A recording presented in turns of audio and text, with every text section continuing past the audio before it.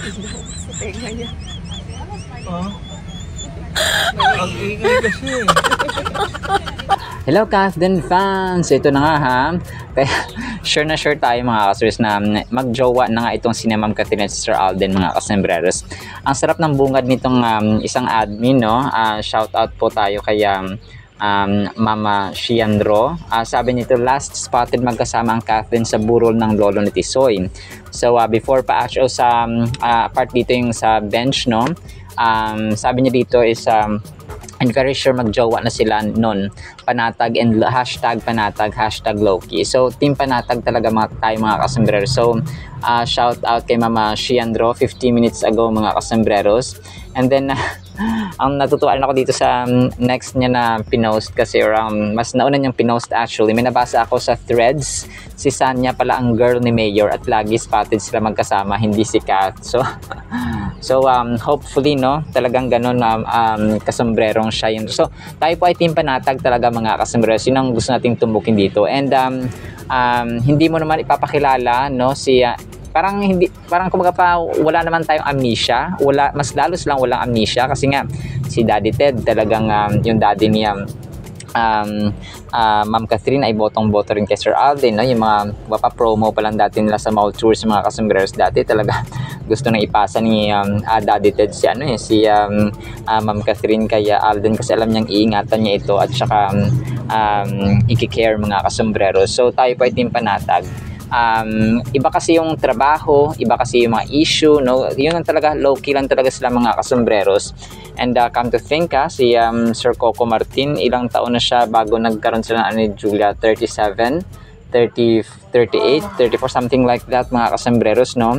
So darating at darating talaga mga kasombreros ang panahon ng Kathleen. So hindi lang siya ngayon. So they are they're just enjoying their individual jobs or their individual projects mga kasombreros na soon we're praying na diringgin ng ABS-CBN kasi magipag-collab at nagkikipag-collab na lang talaga ang ABS-CBN sa GMA and other platforms mga kasombreros. So mangyayari talaga iyon. Alright, so team panatag tayo. So ito kasi hindi ko ito pinakita noon. Nilit ko yung video ko dati kasi nga kung avid subscriber kayo sa ating channel, vinlog ko itong about kay Lolo Danny pero nag-post si Daddy Bay at saka si Sir Alden na respect, no? So dinilit ko yun mga kasombreros kasi nga we respect their family, no? Mga kasombreros. So yun team panatag tayo mga kasombreros, talagang ano lang sila.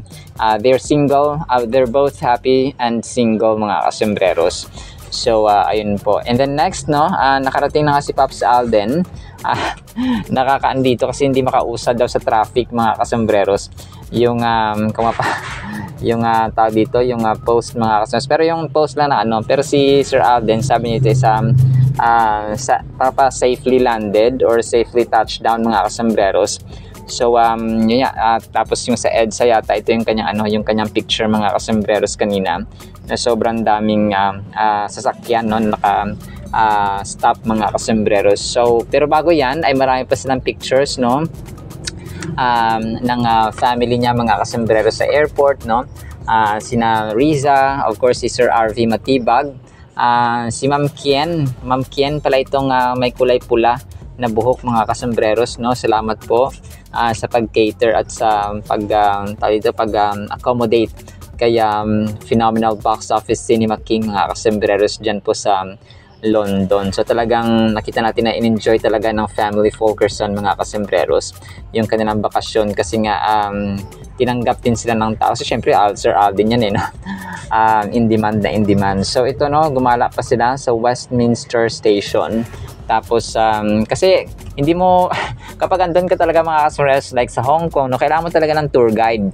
Kailangan mo talaga ng someone na talagang alam yung mga destination doon kasi magkaligaw-ligaw kayo ng mga daan mga kasombreros kapag hindi wala kayong kasama doon na taga doon mga kasombreros na parang alam yung lugar. So yun po, maraming salamat Ma'am Kien, no? Nakita ko sa post ni Ma'am Marivic itong si Ma'am Kien. And then ito na nga, no, sa pauwi na sila mga kasombreros. So tapos ito, bukas pala magkakaroon sila ng ng parang hindi siya post celebration, parang bukas nila ipapalabas itong ginawa ng GMA na kumapa na dito 75th anniversary special nga nung last Saturday mga kasombrero. So parang ngayon nila papalabas yung buo. So hindi na po ito live mga kasombreros. But correct me if I'm wrong kasi yung iba dito na video clips ay dati pang kuha nung sumiyaw nga si Sir Michael V at saka si Sir Alden mga kasombreros. So 7:15 PM baka canceled or postponed ang Stars on the Floor bukas kasi nga ito yung time slot na Sir Alden mga kasombreros ng kanyang Stars on the Floor. So baka postpone po siya bukas kasi ito nga yung ipapalabas. So sabi dito, celebrate with all our Kapuso stars in one night to remember beyond 75, the GMA 75th anniversary special. So bukas po yan mga kasombreros. So aabangan din po natin yan mga kasombreros ha. And then ito, of course si wait, di mo na itong kay Ma'am Catherine. Sige, ito muna kay Sir Alden, nag-post siya ng kanyang verse of the day. Napakaganda nito, Amos 5:24, isa itong old Testament book mga kasombreros. Sabi dito sa Amos 5 verse 24, but let justice roll on like a river, righteousness like a never failing stream. Amen and amen. So righteousness and justice mga kasombreros ang ibig sabihin po ng verse na ito. So amen and amen Pops Alden. So righteousness and justice talaga mga kasombreros yan mga Cathnatics. And then ito, so ito na yung video nung pagpunta ni na Mami Min at saka ni Ma'am Catherine sa IV Clinic. So ako po ay matutuwa kung ito po ay recent kasi hindi ko ito nakita sa dito sa recent na Instagram post ni Ma'am Catherine. Pero alam ko ito ay dati pa talaga mga kasos. Parang na-vlog ko na rin ito dati na nagpapaganda siya. Pero nonetheless, tayo po ay kumbaga pa parang team panatag na si Ma'am Catherine ay tahimik sa kanyang buhay. Being single, waiting sa mga ganap ng Mr. and Mrs. Fulkerson. So magagalit na naman yung mga Aldab fans nito sa akin.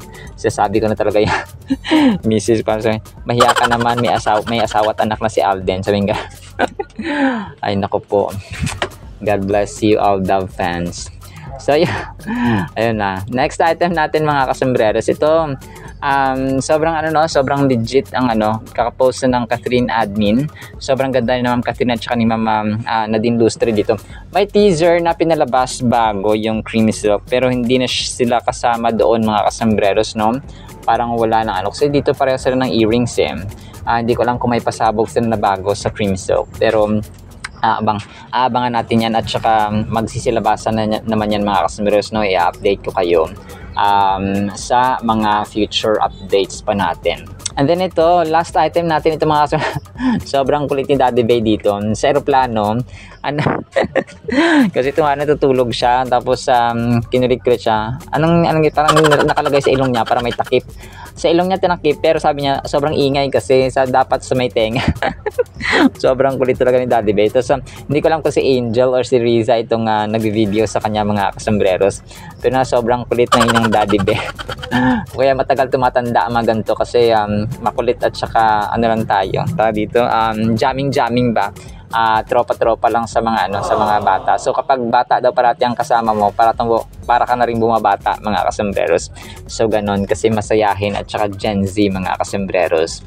And then ito, last item natin, may dito si Sir Alden may Instagram story pa pala siya nakalimutan ko. Mga riders din mga cyclists, mga kasembreros na mga foreigners ito mga kasembreros. So parang siguro mga sa UAE ito sa United Arab Emirates. So malamang sa malamang ay parang na-inspire lang siya sa grupo ng mga siklista mga kasembreros. So na-miss na niya mag-bike alam ko yan, miss na niya mag-bike at magbisikleta mga kasembreros. Kung kaya bukas ay tayo po ay mag-expect na magbibisikleta siya mga kasembreros. Alright, so naman po sa ating Catherine items sana po ay pakinggan po natin ang Word of God. Today is July 11, Friday po mga kasembreros. So, sarado na po ang tindahan ni Kasombrerong Dennis. Blessed evening everyone. Sana po ay pakinggan po natin ang Word of God. Para po sa ating Word of God ay sobrang the best po nito mga Kasombrerers. Ang title, May Pagsigaw. Psalms 100 verses 1 to 5. Make a joyful shout to the Lord, all you lands. Serve the Lord with gladness. Come before His presence with singing. Know that the Lord, He is God. It is He who has made us and not we ourselves. We are His people and the sheep of His pasture. Enter into His gates with thanksgiving and into His courts with praise. Be thankful to Him and bless His name, for the Lord is good, His mercy is everlasting, and His truth endures to all generations. Grabe. Napakaganda nitong Psalms 105 mga Kasombreros. So may 5 verses lamang po no ang Psalms 105 or 100 mga Kasombreros. So unlike sa mga kasi yung pinakaunang verse dito, himay-himay natin mga Kasombreros. Unlike sa ibang previous Psalms, no, ang Psalm 100 mga Kasombreros ay nagpasimula ng kasi yung dito na yung mga previous na mga chapters ng Salmo ay nagde-declare no ng sovereignty, ng kadakilaan, ng power, ng character ng Panginoon. Pero ang Psalms 100 po ay it begins with a simple and direct exhortation sa lahat ng tao sa buong mundo, to all lands mga Kasombreros. And may pagsigaw mga Kasombreros. So kung kaya sa mga Christian na mga simbahan, may mga instruments, no, may mga live na banda mga Kasombreros para sa Panginoon. So this is a call to the nations, no, extending far beyond Israel's border. So yung sabi kasi dito, 'di ba? All you lands, no?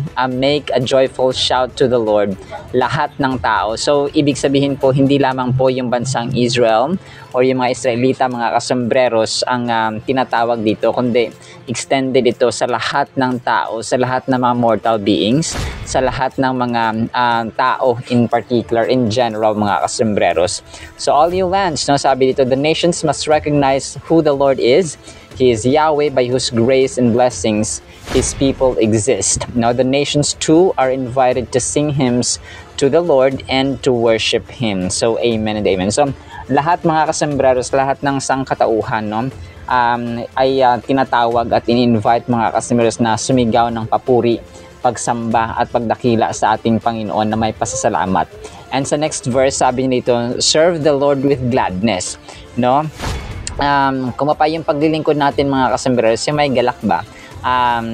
Parang hindi sa pilitan na pagtatrabaho mga Kasombreros or paglilingkod.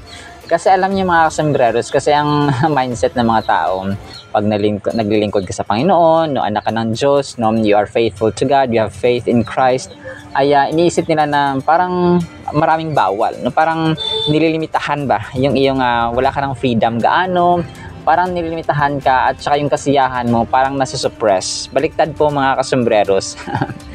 Yung mundo kasi, yung kanilang happiness or yung kanilang joy, no, inner joy mga Kasombreros, sa puso at sa isipan ay nakadepende, no, gala dito, gala doon, spend dito, gastos dito, So kumbaga pa, ang Diyos natin, may mga times naman nagagala tayo, no? Not all the time naman na sige, tambay lang tayo, saka pray lang tayo, sige, Bible study lang tayo. Hindi po ganun. Ang mas magastos pa nga siguro yung mas magastos pa nga yung makamundo mga Kasombreros na gala dito, friends dito, dito, sige, gastos. So parang materialism ba, no? Kung parang isip-isipin dapat na mas magastos pala yung gantong uri ng pamumuhay kaysa sa Panginoon, na kahit nasa bahay kubo ka lang, parang simple lang yung pamumuhay, ay kumbaga pa yung iyong puso, ang iyong isipan, ang iyong buhay in particular, ang iyong point of view, mindset mga Kasombreros ay tahimik, no, peaceful and joyful. Kasi ang totoong kagalakan, kahit na simple lang yung pamumuhay mo mga Kasombreros, ay meron kang fulfillment, meron kang you serve with a purpose mga Kasombreros. Kung kaya yung gladness dito na binibigay ng Panginoon, kung parang ikaw mismo naglilingkod sa Panginoon pero may gladness, no, meron kang saya, meron kang galak mga Kasombreros. And by the way, gladness and joy mga Kasombreros ay synonyms po yan sila. So yung happiness ay yung mababaw or shallow version. The whole earth is invited to serve the Lord. The psalmist likely had in mind the service of worship or temple rituals, but the principle applies to any service directed to God. So, those who serve the Lord should do it with a gladness. So, yung isang sa nabasa ko mga kaso sa the purpose-driven life, sabi niya doon ay kahit na yung isang kumukuha lang ng gatas ng ng dito ng baka ng isang trabahante no, sa isang field or sa isang poultry for example, ay may galak na may tuwa, and because that person does his job with gladness because that's his form of worship sa Panginoon. Habang siya ay nagtatrabaho, may gladness no, kasi ang kahit nasaan siya magpunta ay may sense of service, may sense of worship sa Panginoon mga kasembreros. And then the next one is as a true believer of Jesus or true believer in Jesus, tayo po ay nagsiserve with gladness kasi nga mahal natin siya. So parang sa tao lang no, nagsispend time tayo kasi mahal natin siya, pinaglilingkuran natin siya, ginagawa natin yung bagay na ito kasi mahal natin siya. So much more sa Panginoon mga kasembres. And the next verse is come before His presence with singing, no?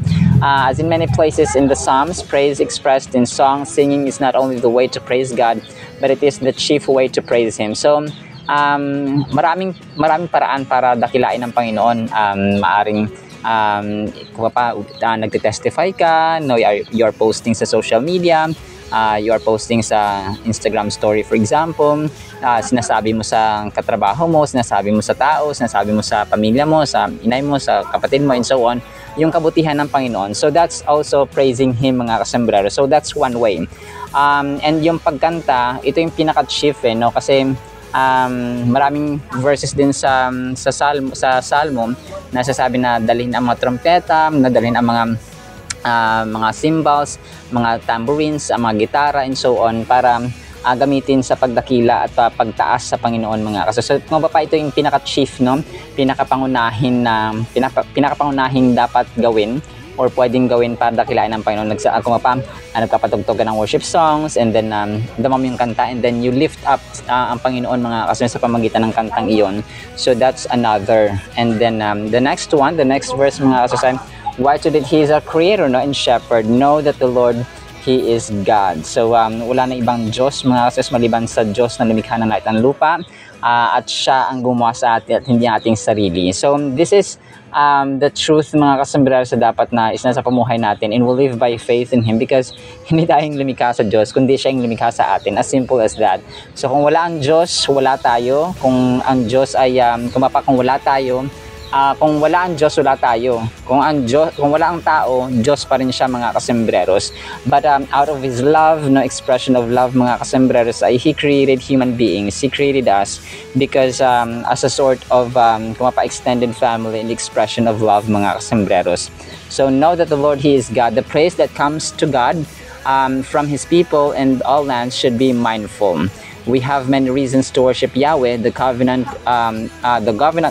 God of Israel, and the reasons begin with the recognition He is God. So, may mga tao na alam nila ang Diyos but they don't recognize na sa kanilang buhay, in particular sa kanilang mga gawa, na ang Diyos ay Diyos mga kasembreros. And kung pa siya ang gumawa sa atin, kahit baliktarin mo man ang mundo, kahit matapos man ang mundong ito, Diyos pa rin siya at siya ang gumawa sa atin, and not we ourselves mga kasembreros. So, and then the next verse ay magja-jump tayo mga kasusunod. The what and why of giving thanks. So, what to do? Come to His house with thanks and praise.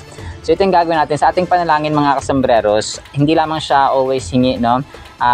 May pasasalamat talaga. Huwag nating kalimutan parating at pag tayo nananalangin, hindi natin kalimutan ang pagpapasalamat sa Diyos because He's good, He's merciful mga kasembreros. In His mercy, yung awa na iyon ay walang katapusan mga kasembreros, at ang kanyang katotohanan ay nag-endure, naglalast mga kasembreros, kahit na maubos man ang generations natin. Sa lahat ng generations na may mapoproduce ang tao, ay ang Diyos po natin ay mabuti, sa lahat ng mabuti, at ang kanyang awa ay from everlasting to everlasting to everlasting. So yun palang sapat na yung ating hininga araw-araw, kada segundo mga kasembreros, yung hininga niya sa atin, no? Genesis 2:7, hiningahan niya tayo sa kanya, sa ating mga ilong mga kasombrero. So ang oxygen at saka ang hangin na ating pong hinihinga ngayon ay kumaga pa gas at saka solido na totoo mga kasambreros at verified na ang Diyos natin ang lumikha sa atin at nagbigay sa atin ng buhay. And yun nga ang patunay talaga dito is yung oxygen na tayo po ay nabuhay kasi pag walang oxygen ang tao mamatay mga kasambreros. So that's valid, no? Valid sa lahat ng valid mga kasambreros. Alright, so yun lamang po in the meantime nawa po ay sa ating mga panalangin sa prayer time natin sa bahay, sa loob ng kwarto. Hindi man tayo sumigaw, but ang puso natin ay at ang ating mabibig ay buka natin sa pasasalamat sa ating Panginoon na Diyos at mabuti magpakailanman. Alright, so yun lamang po, and nawa po ipagpalain po tayo ng pag-ibig, pananampalataya at pag-asa, pusong servant mga kasambreros. In Jesus' name we pray, amen and amen. See you sa next segment mga source and paalam po.